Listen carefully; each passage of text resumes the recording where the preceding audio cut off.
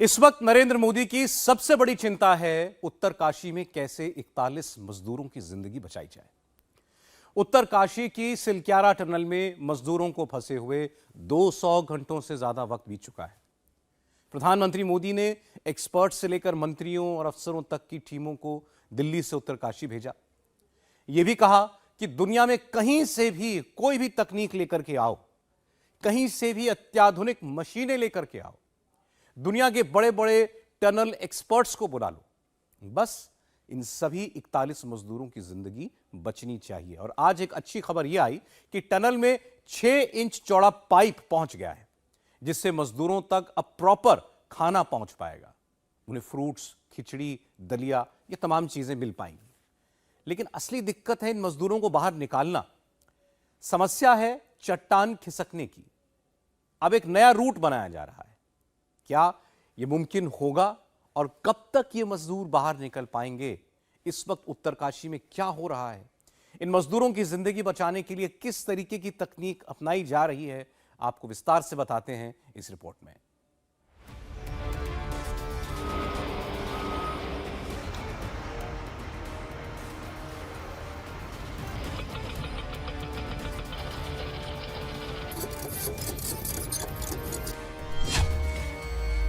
क्या उत्तरकाशी की सुरंग में फंसे 41 मजदूरों को निकालने में लापरवाही हो रही है?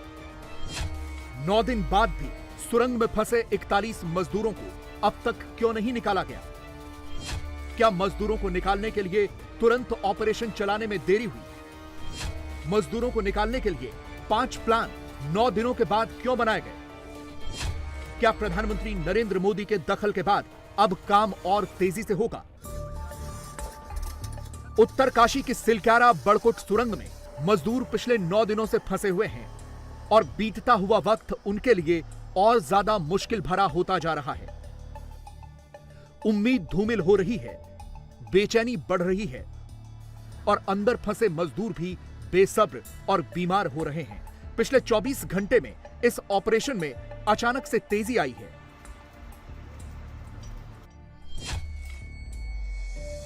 8 एजेंसियों को रेस्क्यू में लगा दिया गया है। NHIDCL, ONGC, THDCIL, RVNL, BRO, NDRF, SDRF, PWD और ITBP ये 8 एजेंसियां एक साथ 5 तरफ से टनल में ड्रिलिंग करेंगी ताकि मजदूरों को निकाला जा सके। अचानक से अब 5-5 रेस्क्यू प्लान पर एक साथ काम हो रहा है। ये 5 प्लान क्या हैं और ये कितने कारगर साबित होंगे, इन पर आगे बात करेंगे। लेकिन उससे पहले यह जानना जरूरी है कि पिछले 9 दिनों में ऐसा क्या हुआ या क्या नहीं किया गया जिसकी वजह से सवाल उठ रहे हैं कि कहीं देरी तो नहीं हो रही। क्योंकि 9 दिनों के बाद ये प्लान क्यों बने, इससे पहले इन प्लान्स पर बात क्यों नहीं की गई? अचानक से DRDO के रोबोटिक व्हीकल्स भी आ गए, माइक्रो ड्रोन्स भी पहुंच गए। इसके अलावा इंटरनेशनल टनल एक्सपर्ट भी उत्तरकाशी पहुंच गए हैं। सवाल है कि ये सारे कदम पहले क्यों नहीं उठाए गए? क्या पहले इसका अंदाजा नहीं लगाया गया था कि यह दुर्घटना कितनी बड़ी है और इन मजदूरों को निकालने में कितनी परेशानी होने वाली है? We're going to have a meeting now to discuss that, and with the experts we'll be discussing which of the options we're going to proceed with. But I'm confident that we're going to get these men out, and I'm confident no one else is going to get hurt. Do you feel the vertical thing or the horizontal is the more option and the other options are also there? There's a number of options on the table this side, and we're going to have we're having a meeting now to decide. Okay, but before I had an opinion, I had to go and have a look. I have to know the truth of things. So you also analyze the other reports also. You've gone inside the tunnel and you have seen the debris and the pipes. Yep, everything. I've confirmed everything. In the tunnel, I can confirm that the lifeline is there. I can confirm the men are well. I can confirm the lifeline's been extended. I can confirm that the safety systems are in place for the rescuers. I can confirm that there are other activities for even more lifeline activities. I think all of these things that you're hearing are true, and I've seen them. This team of people are working and doing everything they can. It's a fantastic group, and we're going to get these men out. What do you think, how many days it looks required to be? As long as it takes. सबसे पहले आप सुरंग की exact location देखिए और ये समझिए कि मजदूर कहां फंसे हुए हैं और उन्हें निकालने में क्या परेशानी आ रही है। उत्तरकाशी के सिलक्यारा में कुल 4,531 मीटर की एक सुरंग बन रही है। इसके पूरा हो जाने से यमुनोत्री जाने वाले यात्रियों को सीधी कनेक्टिविटी मिलेगी और यमुनोत्री की दूरी 26 किलोमीटर कम हो जाएगी और 1 से सवा घंटे का समय भी बचेगा। प्रोजेक्ट 2018 में पास हुआ, 2022 में पूरा होना था, लेकिन अभी तक चल रहा था। सुरंग के 2 पॉइंट हैं, पहला है सिलक्यारा और दूसरा है बड़कोट। दोनों तरफ से खुदाई चल रही है। बड़कोट की तरफ से करीब 2.25 किलोमीटर तक सुरंग खुद चुकी है। 12 नवंबर को मजदूर यहीं पर काम कर रहे थे जब सुबह 5 बजे सिलक्यारा की तरफ से करीब 200 मीटर अंदर सुरंग में मलबा आ गया और यह मलबा करीब 60 मीटर में फैल गया। उस वक्त 41 मजदूर अंदर थे और ये तभी से फंसे हुए हैं। सारे मजदूर इस 2 किलोमीटर के स्ट्रेच में फंसे हैं। उनके आगे की तरफ ये मलबा है, रास्ता बंद है। पीछे की तरफ यानी बड़कोट की तरफ 1791 मीटर का यह काम हो चुका है, यानी ये सुरंग बनी हुई है, लेकिन 480 मीटर का स्ट्रेच अभी बाकी है, यानी ये 41 मजदूर हर तरफ से ट्रैप हो चुके हैं। अब सवाल यह है कि ये मजदूर बाहर कैसे निकलेंगे। अभी तक 9 दिनों का समय बीत गया, लेकिन रेस्क्यू ऑपरेशन कहीं नहीं पहुंचा, बल्कि इसमें फेल्योर ज्यादा हाथ लगे।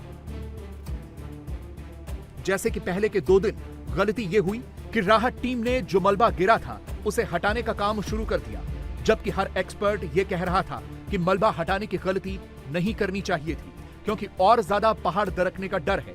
फिर यह भी कोशिश की गई कि जहां यह मलबा गिरा है वहीं से ड्रिलिंग के जरिए बड़े बड़े पाइप अंदर घुसाए जाएं, ताकि पाइप पहुंचे तो मजदूर इनके जरिए बाहर आ जाएं। लेकिन यहां भी असफलता ही हाथ लगी, क्योंकि जब पाइप डाले जा रहे थे तो 20 मीटर से आगे पाइप नहीं बढ़े, क्योंकि रास्ते में कोई बड़ा सा पत्थर या बोल्डर आ गया था। यह योजना भी फेल हो गई। कोशिश यह होनी चाहिए थी कि सुरंग के ऊपर से रास्ता बनना चाहिए था, लेकिन इस दिशा में या तो सोचा नहीं गया, और अगर सोचा भी तो कोई काम नहीं हुआ, और इसी में 9 दिन बीत गए। अब तक रेस्क्यू के लिए आई 4 मशीनें और 3 प्लान फेल हो चुके हैं। यानी 9 दिन ऐसे ही बीत गए, जो प्लान बनाए वो फेल हो गए। इसके बाद एक साथ 5-5 योजनाओं पर काम शुरू कर दिया गया। हर तरफ से सुरंग की खुदाई की योजना है। ये 5 प्लान क्या हैं, अब इन्हें भी समझ लीजिए। प्लान ए के तहत सुरंग के ऊपर से वर्टिकल ड्रिलिंग की जाएगी। करीब 325 मीटर की ड्रिलिंग करके ऊपर से पाइप डाला जाएगा।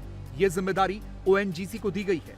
प्लान बी के तहत सुरंग के ऊपर कम ऊंचाई वाले इलाके में ड्रिलिंग की जाएगी। करीब 86 मीटर की खुदाई करके एक और पाइप सुरंग में फंसे मजदूरों तक पहुंचाया जाएगा। इस प्लान पर SJVN लिमिटेड कंपनी को लगाया गया है। अब यहां समस्या यह है कि टनल के ऊपर से अगर बोरिंग की जानी है तो वहां सड़क नहीं है। खुदाई के लिए वहां बड़ी बड़ी मशीनें पहुंचानी होंगी। इसीलिए सड़क बनाने के काम में BRO को लगाया गया है, जिसने सड़क बना भी ली है। बस अब सुरंग के ऊपर से खुदाई का इंतजार है। इसके ठीक ऊपर ये जो पहाड़ियाँ दिख रही है, ये पहाड़ी के दूसरी तरफ, ये पहाड़ी करीबन 120 मीटर की है। इसके दूसरी तरफ 88 मीटर का एक लोकेशन है, जिसे जियोफिजिस्ट और सर्वेयर्स की टीम ने लोकेट किया है वर्टिकल डिगिंग के लिए। वहीं से, जो हमने रिपोर्ट में भी दिखाया, वहीं से वर्टिकल डिगिंग की जाएगी। लेकिन चुनौती इस बात की है कि ये पूरा 320 मीटर का ये पूरा पैसेज है, जिसको बॉर्डर रोड ऑर्गेनाइजेशन ने रोड तो तैयार कर दिया है, लेकिन मशीन बहुत हैवी है, इसलिए ऊपर पहुंचना बेहद मुश्किल है। तो पहला, यानी टनल के अंदर से डिगिंग की जाए। टनल के अंदर से 900 mm के पाया जो पाइप है डाया वाले, वो डाले जाए, लेकिन उसमें काफी चुनौतियां आ रही थी। इसीलिए इंडियन आर्मी ने ये जो ठीक सामने आपको बॉक्स दिखाई दे रहा है सीमेंट का, दरअसल इसे प्री कास्ट कल्वर्ट कहते हैं। इसे बंकर के तौर पर या फिर नेशनल हाईवेज के लिए, ब्रिजेस के लिए इसका इस्तेमाल करते हैं, और इसीलिए डेब्री इसके ऊपर गिरकर भी कोई असर ना करे, अब इसको अंदर लगाया जा रहा है। दूसरा, इसके ठीक सामने 170 मीटर की दूरी है, जहां पे एक और चिन्हित किया गया है कि वहां से भी टनलिंग हॉरिजेंटली की जा सकती है। जो तीसरा पॉइंट है वो इसके ठीक पीछे की तरफ है, यानी उसकी दूरी महज 200 मीटर है। यानी इस एक्सिस पे जहां पे आपको रिवर बॉडी दिखाई दे रही है, जो वाटर बॉडी दिखाई दे रही है, दरअसल उसी के 200 मीटर की दूरी पर वो है जहां पे वो तीसरा पॉइंट तय किया गया है। चौथा पॉइंट अंदर है और 5वां पॉइंट बारकोड के पास है। टनल में फंसे मजदूरों के लिए सिलक्यारा की तरफ से ड्रिलिंग का काम तो पहले से ही चल रहा है, जिसके लिए अब इंदौर से ज्यादा पावरफुल ऑगर मशीन मंगाई गई है। यह काम national highway infrastructure development corporation limited यानी NHIDCL के जिम्मे है। एक और प्लान यानी प्लान डी पर भी साथ साथ में काम चल रहा है। इसके तहत बड़कोट वाले छोर से खुदाई का काम किया जा रहा है। ये जिम्मेदारी Tehri hydro development corporation limited को दी गई है, लेकिन बड़कोट की तरफ से 480 मीटर लंबी खुदाई करनी होगी और इसमें टाइम ज्यादा लगेगा। बड़कोट की तरफ से इंडिया टीवी भी इस टनल में दाखिल हुआ और अंदर हमें 41 जिंदगियों को बचाने के सबूत भी मिले। इस तरफ से 480 मीटर का स्ट्रेच है जिसकी खुदाई चल रही है। हालांकि ये कहा जा रहा है कि इसमें वक्त लग सकता है। इस तरफ से भी आपको पूरा अनुमान लगेगा कि टनल के अंदर ऑक्सीजन, लाइट और खाना पानी कैसे पहुंच रहा है।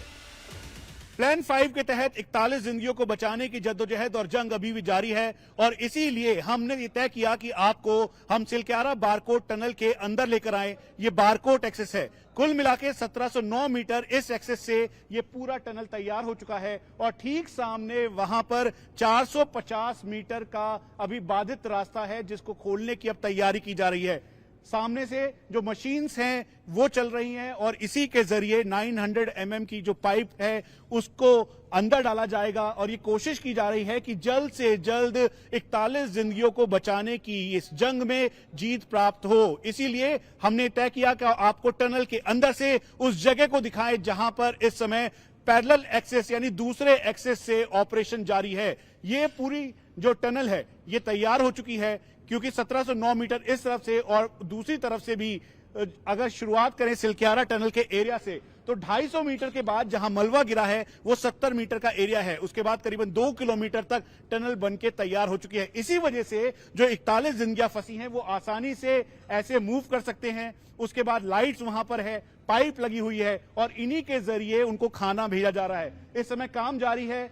बारकोट की तरफ से ये जो अलग अलग इक्विपमेंट्स हैं, मशीनरीज हैं, वो यहां पर आ रहे हैं। जो यहां पर इंजीनियरिंग कंपनी है, एक्सपर्ट्स हैं, उन्होंने इसका पूरा मुआयना किया और चारों तरफ ये स्ट्रक्चर तैयार है। हम आपको फिर से बता दें कि दरअसल जैसे ये स्ट्रक्चर है ये पूरा ये सीमेंटेड ब्लॉक स्ट्रक्चर है, इसे एक एंट्री कहते हैं और ये आप इसे सीमेंट ब्लॉकिंग साधारण शब्दों में कह सकते हैं। उसके साथ साथ यहां पर जो पाइप आपको ये दिखाई दे रही है इसको डी वाटरिंग पाइप कहते हैं और इसी के जरिए खाना और जो दवाइयां हैं वो प्रेशर के साथ उन 41 जिंदगियों को भेजी जा रही है जो अंदर फंसे हुए हैं।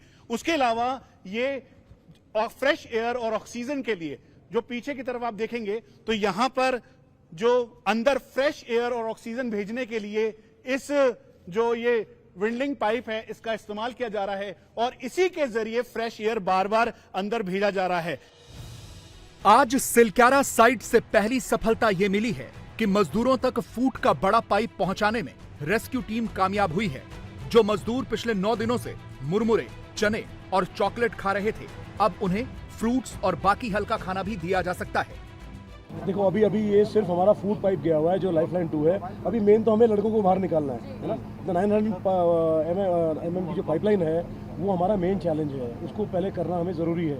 अभी ये हमारे लिए एक पड़ाव है जिसमें हम लोगों को फूड भेज सकते हैं, उनको मोबाइल्स भेज सकते हैं, चार्जर्स भेज सकते हैं, उनसे बात कर सकते हैं। ठीक है, तो ये बहुत अच्छी चीज़ है। पहला फूड सर क्या भेजेंगे इस पाइपलाइन के जरिए? हमने डीएम साहब से हेल्प लेकर के लिस्ट बनाई है। डीएम साहब के डॉक्टर साहब ने हमें बताया हुआ है, वही फूड हम बना रहे हैं, प्रिपेयर हो रहा है। उसके लिए एक ट्रे बन रही है, वो मॉडिफिकेशन के लिए ऑलरेडी ऑर्डर दे दिया है एनडीआरएफ के लिए, प्लस मेरे जो फैब्रिकेटर्स हैं वो उसको ऑलरेडी बैठ के बना रहे हैं। उसके लिए हम बोतलें ला रहे हैं कुछ प्लास्टिक की जो कि सिलेंड्रिकल होगी और जिसका मुंह बड़ा होगा, जिससे हम उसमें सामान भर सके। उसमें हम बनाना भेजेंगे, एप्पल के टुकड़े भेजेंगे, हम उसमें दलिया भेजेंगे, खिचड़ी भेजेंगे, ऑल दिस स्टफ सो उनका पेट खराब ना हो। टनल में फंसे मजदूरों को निकालने में सिर्फ जियोलॉजिकल प्रॉब्लम्स नहीं है, लॉजिस्टिक्स की भी चुनौतियां हैं, क्योंकि खुदाई के काम भारी भरकम मशीनें करती हैं और इनको बस चुटकी बजाते ही नहीं पहुंचाया जा सकता। जैसे कि इतनी भारी मशीनों को कैसे उत्तरकाशी तक पहुंचाया जाए, पहाड़ी इलाकों में मशीनों के लिए जगह कैसे बनाई जाए, मशीनों के काम करने के लिए बिजली पानी का इंतजाम कैसे किया जाए। मैंने आपको बताया सारी मशीनरी आ रही है, सारी मोबिलाइज हो चुकी है, 1 से 2 दिन में पहुंच जाएंगी। साइट प्रिपरेशन हो चुके हैं। अगर कहीं पे रोड बनाना है तो बीआरओ रोड बना रही है। अगर आपने देखा होगा यहाँ से मशीन जाती है, ऊपर जाके रोड बनाती है। एक इस एंड में हो रहा है, एक बरकोट के एंड से हो रहा है, तो दोनों तरफ रोड तैयार हो चुकी है। अभी हमें खाली मशीन की उम्मीद है जितने जल्दी से आ सके। मशीन बहुत भारी भारी है। पहला चैलेंज यही था कि इनको एयरलिफ्ट नहीं कराया जा सकता। 20 से 25 टन हमने एयरलिफ्ट कराया, लेकिन इसको एयरलिफ्ट नहीं करा सकता, ये बाय रोड आ रही है, तो उसी में समय जो लगेगा। युद्ध स्तर पर काम हो रहा है क्योंकि दांव पर 41 लोगों की जान है। रेस्क्यू मिशन के कोऑर्डिनेशन की जिम्मेदारी डिजास्टर मैनेजमेंट डिपार्टमेंट को दी गई है, जो सरकारी और प्राइवेट एजेंसियों के बीच तालमेल कर रहा है।